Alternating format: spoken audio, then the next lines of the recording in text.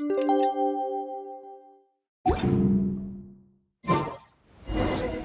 meet up with the group! Paimon's really looking forward to today's story.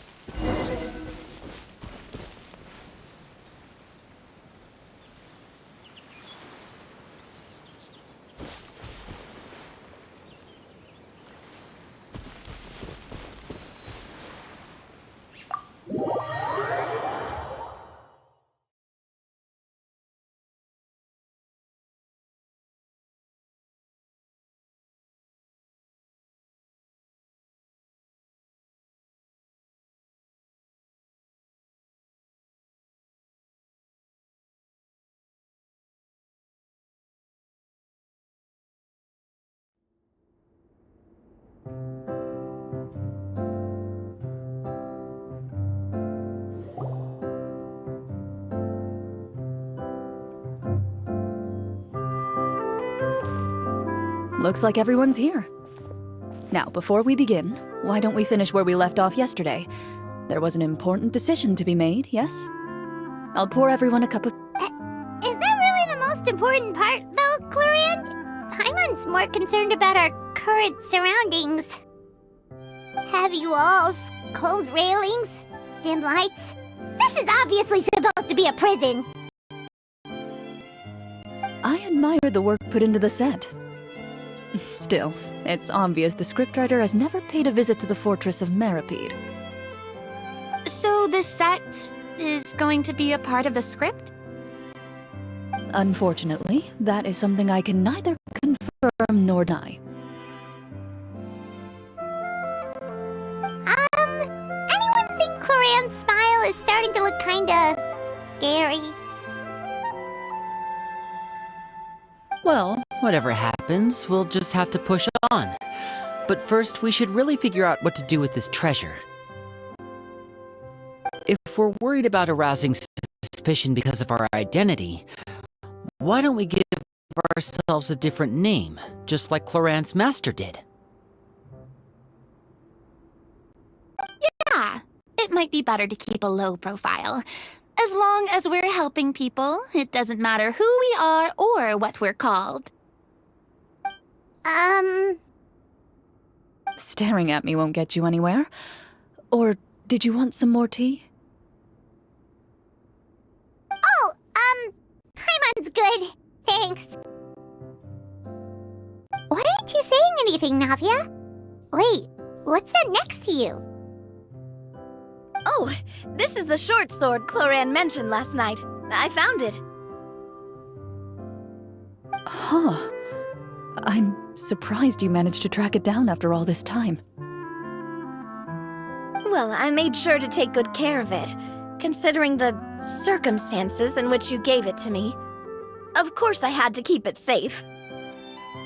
Anyway, where were we? Oh, right. I was just thinking about all the potential ways for us to break out of prison.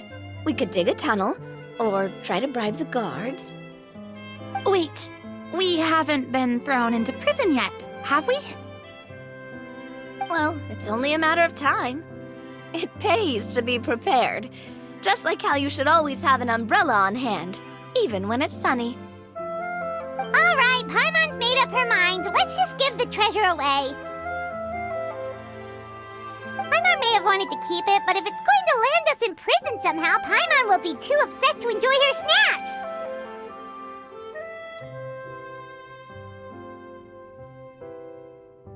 So, you've reached an agreement?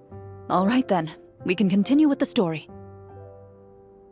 Oh, and we'll collect all the scattered pieces of treasure on the ground as well. All right. You collect the treasure and make your way back to the capital with your bag of loot in hand.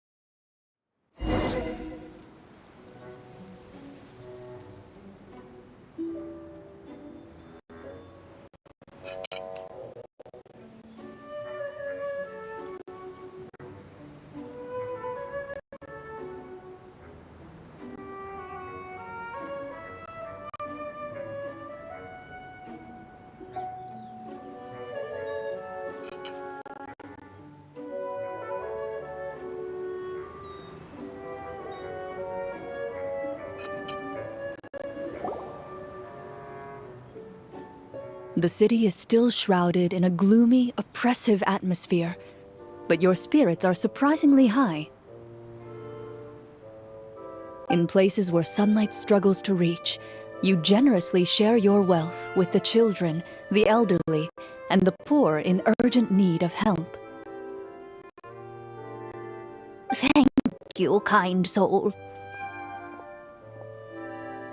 The elderly woman's look of gratitude follows you as you walk away, her eyes never leaving your back until you move entirely out of sight. However, there's still quite a bit of Mora remaining. It appears you haven't made much progress. She's probably trying to tell us to speed this up.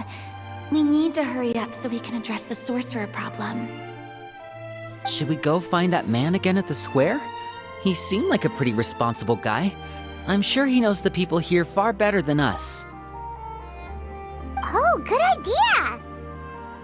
Just as you start to make way to the square, intent on finding the man again, there's a voice.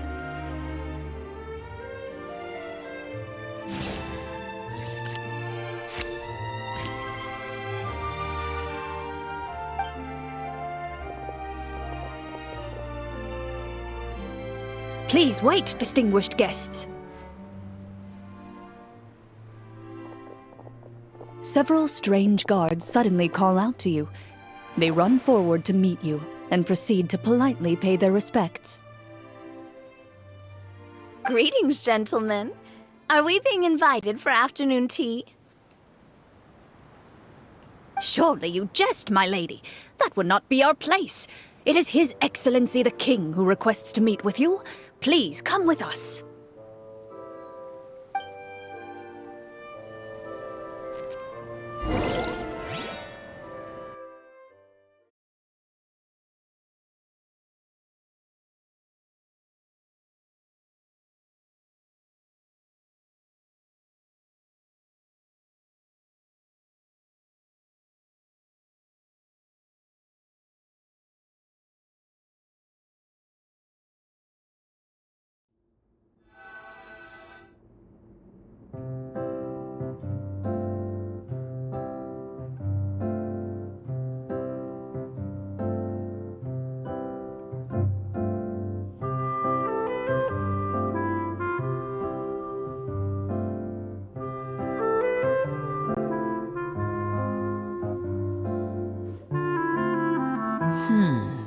Do you think this could be a trap?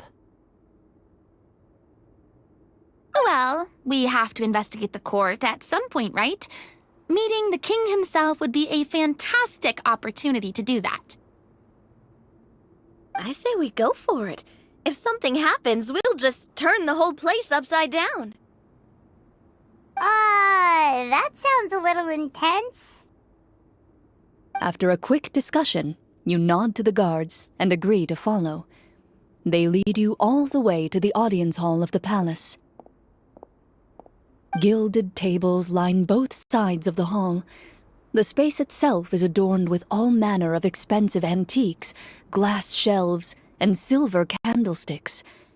The items appear quite ordinary in size and dimension, yet their presence somehow makes the emptiness of the hall feel even more surreal and ominous. Wow, it's so luxurious! The elderly king, clad in a magnificent robe, sits upon the deep crimson throne before you. He wears above his head a majestic crown, with a gemstone the size of a bird's egg set right at the very front. As you observe it, you see a complex pattern of light reflect off its surface. Ahem! They're here, Your Majesty. A man dressed in dark clothes, likely a minister, shields his mouth with his hands and bends down to whisper a few words to the king.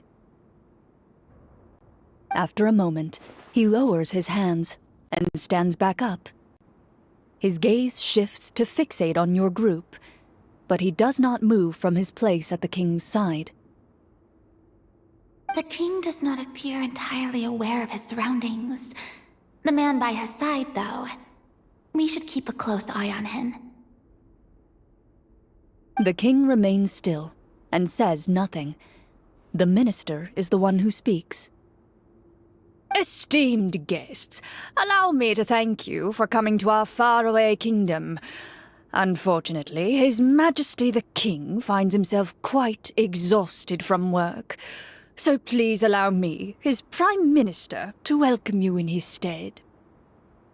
I've heard tell that your group, the Marechaussee Hunters, used your exceptional ability with the sword to repel the monsters near the capital. Such a great deed deserves to be rewarded.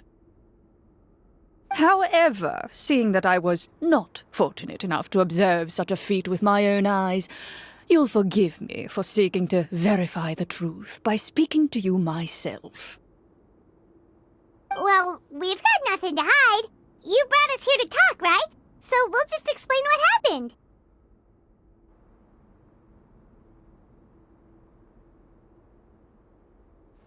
The golem's blades were so powerful, they could cut down trees in a single swipe. It took a lot of effort to defeat them, even for trained swordsmen like us. Well, that was enough details, right? Believe us now? Your account does indeed match those of the survivors. Since you were the ones who defeated the monsters, that must mean you are also in possession of the treasure they stole? Well, we did take the treasure, but... How did he know about the treasure? Then I must ask that you return it at once. It belongs to the kingdom. Wait, but didn't you just say that our great deed deserved a reward? Shouldn't the treasure be considered a part of that? Yes, that was indeed what I said. But you seem to have forgotten a very important distinction. Only that which is freely given by the king can be considered a reward. Taking the rightful wealth of a kingdom without said permission, on the other hand, is a crime. But that's completely unreasonable! Yeah, that makes no sense! If it weren't for us, the treasure would still be buried underground somewhere! Maybe so, yet the fact remains. You tried to dispose of the treasure without reporting it to the court and without receiving permission, yes? What? What, no answer? Surely you're not insinuating that you, a group of legendary marechaussee hunters, sought to take the treasure for yourselves? Well, what about the king? Is he just gonna let this guy talk for him the whole time? Clad in his magnificent robe, the king remains seated, with his hands resting on either side of the throne. His posture is rigid and unmoving. He stares forward with an empty look in his eyes, completely unmoved by the events before him. From the look of things, could the Prime Minister be the evil sorcerer? Or could both the King and the Prime Minister have fallen under the evil sorcerer's control? I would like to observe the number of guards stationed in the hall. The guards in the palace appear fully armed, their expressions solemn. Sensing the tense atmosphere in the room, they stand at the ready, each with a hand placed upon the hilt of their sword, as if prepared to draw their weapons and surround you at a moment's notice. Well, there goes my plan to turn the whole place upside down, I guess. It appears we've been visited by nothing more than a group of ill-intentioned imposters. What a pity. Guards, take them away and throw them in the dungeons. Before I decide your fate, however, I must first determine whether you have any accomplices outside the court. Can't we try to slip away? Or maybe start some kind of riot? But if we try to fight the guards right now... Don't worry. At least we figured out who's behind all this. Let's just play it by ear. If you're scared, Paimon, just hold my hand. Thanks, you guys.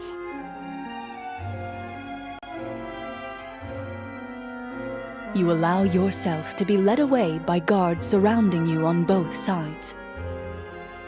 It's only when you begin to feel drops of water falling from the dungeon ceiling and smell the stench of death and decay all around you that you finally realize you've stepped into a completely different world. Stay here, and don't try anything funny. The guards lock the cell door and leave without looking back. Wait, sir! Your voice echoes through the dark hall, but the only response you receive is the sound of water dripping from the ceiling. No! What should we do now? Carve out a new path of fate with our own two hands, of course. I draw my weapon. You reach toward your waist, but find nothing there.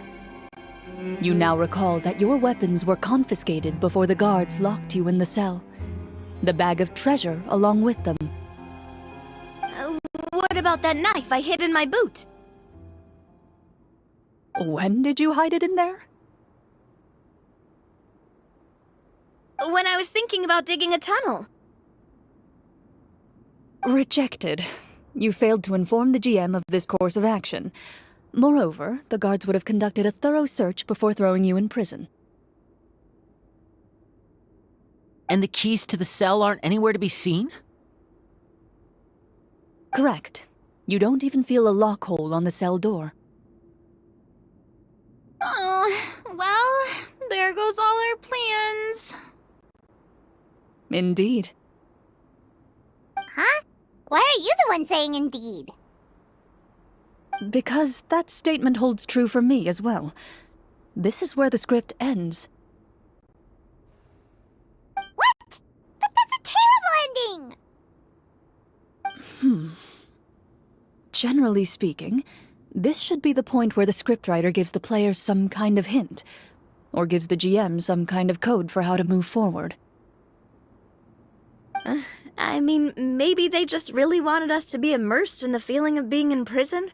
Like, they'll only show us the way out once we've grown truly and utterly desperate? That is a possibility. If only there were desserts and tea in real prison. Oh, wait, guess that's kind of how the Fortress of Meripede works if you're lucky. before I forget, Navia, the short sword you had with you earlier. I took a closer look, and the craftsmanship doesn't appear to resemble anything from this era. If I remember correctly, that style was last in vogue several hundred years ago. Wait, Clorinde said that sword used to belong to her master, right? Does that mean her master has been alive that long? I doubt it. The way she went about things often made her seem childish more than anything. I'd say the sword was most likely an heirloom passed down over time. Hang on. A precious heirloom passed down to you by your master. And you gave it to me just like that? You weren't worried I might lose it? Master left many things to me when she disappeared. There was the sword, an old key, and a good amount of junk she probably just didn't want to take with her. I gave you the sword back then because I didn't want our friendship to end. Wait, when did this happen exactly?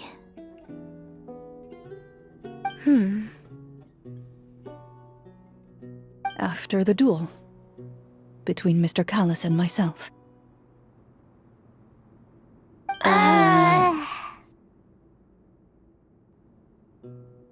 Before that, Clorinde would have meals with us and even stay over at the Spina some days. She was on great terms with Papa as well. After the duel, though, there was a period of time where we simply didn't know how to face each other. She entrusted this sword to me, and never came back.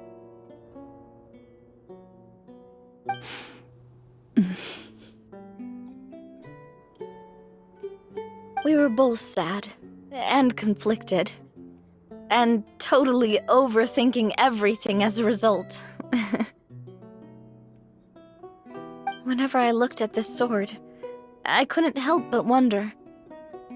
If Miss Petronia had never introduced us to each other at that picnic, maybe part of the sadness I was feeling could have been avoided.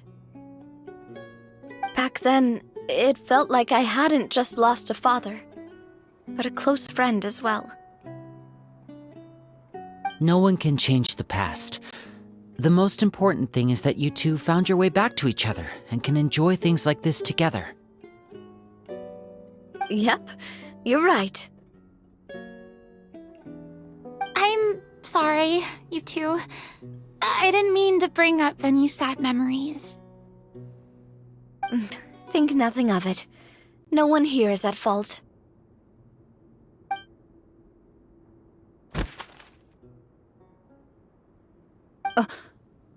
Huh?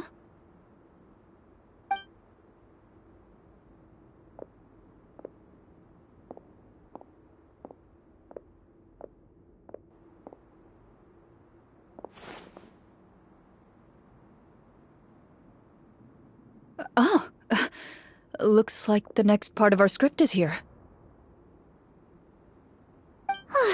Perfect timing. The situation was really starting to get desperate. And not just because of the prison thing. From Clarence's face, Paimon really can't tell if it's good news or bad news.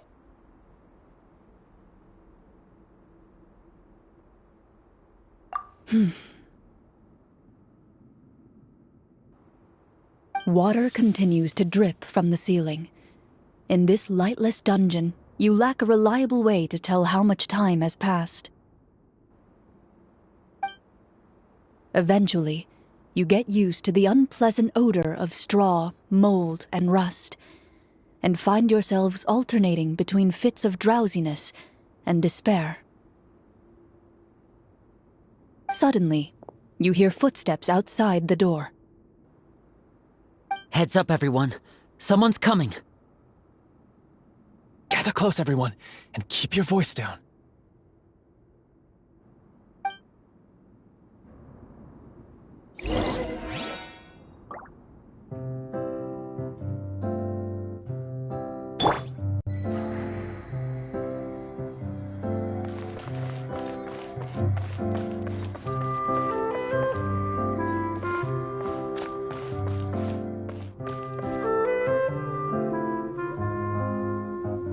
are you?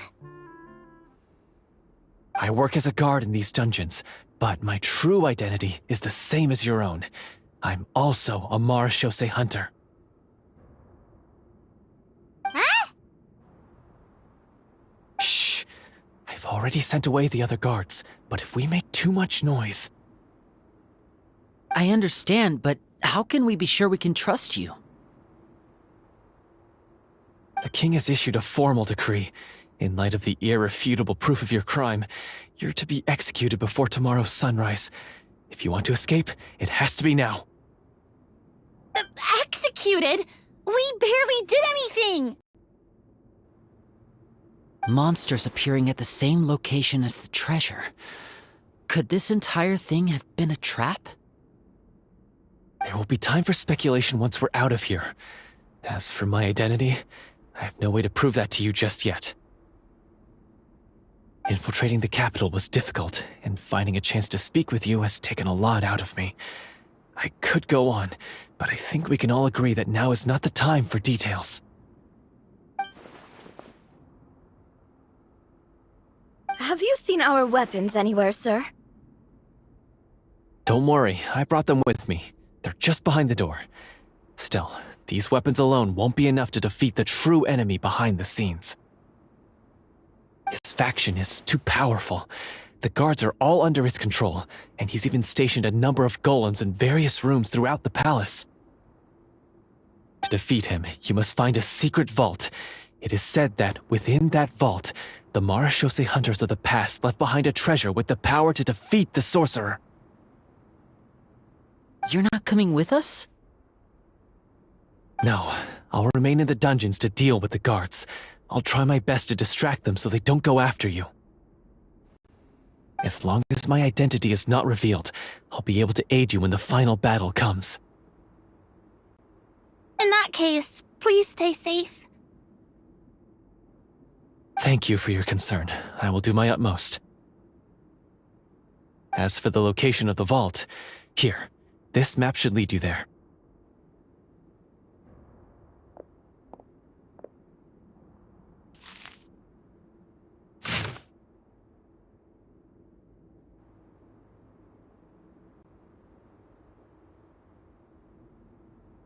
Got it.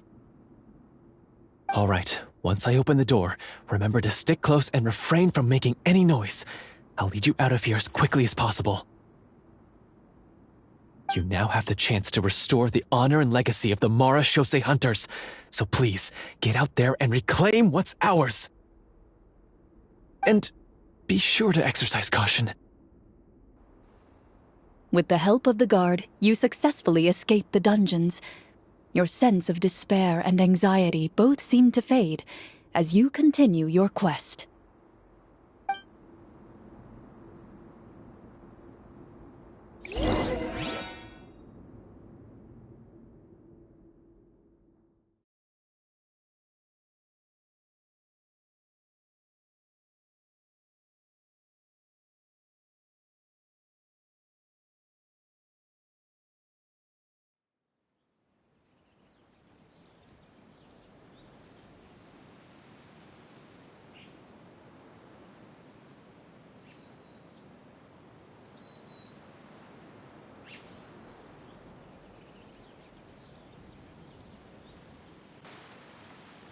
Wait, we didn't get to use our skills at all while we were in prison.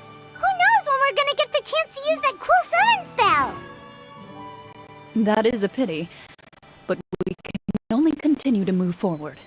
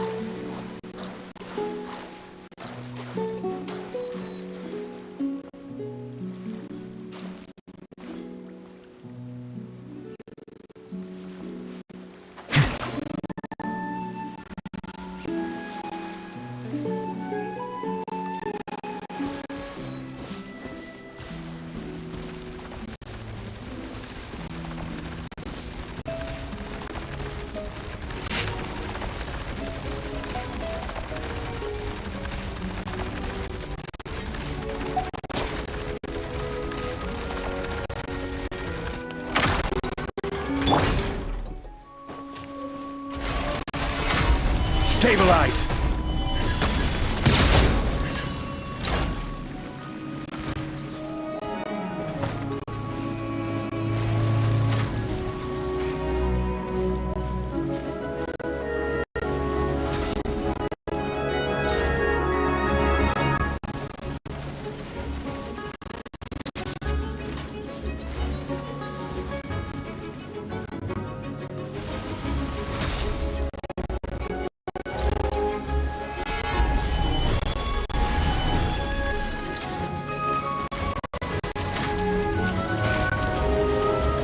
How about we explore the area ahead of us later?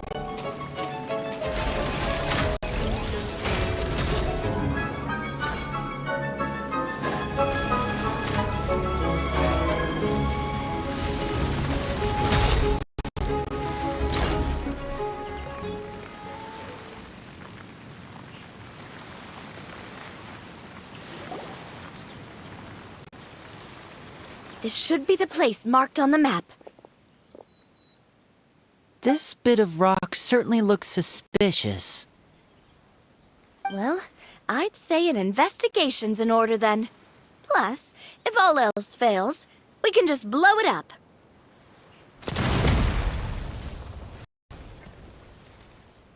Wow, you really meant that! Before you lies a serene stretch of open water, its surface shimmering a brilliant shade of sapphire blue. Well, guess this means it's time for a swim!